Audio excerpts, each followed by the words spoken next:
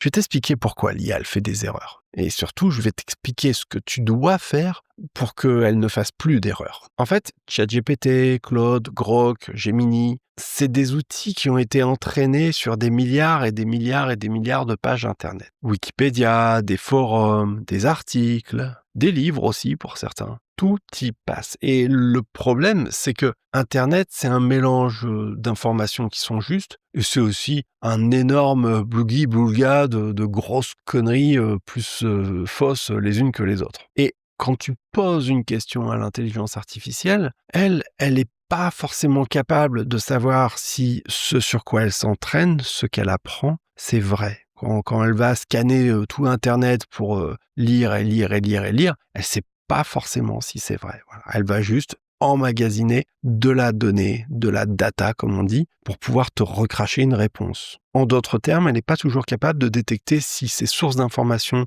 sont sérieuses ou douteuses. Et le vrai problème, c'est que quand elle ne sait pas, l'intelligence artificielle, la plupart du temps, elle va pas te dire « je sais pas ». Elle va te faire une réponse. Elle invente. Elle va générer quelque chose qui semble correct, qui semble réaliste, qui semble vrai, mais qui pourtant est complètement bidon, totalement faux. Et c'est ce qu'on appelle précisément des hallucinations. Et c'est d'ailleurs une des raisons pour laquelle beaucoup de gens ne font pas confiance à l'intelligence artificielle pour apprendre.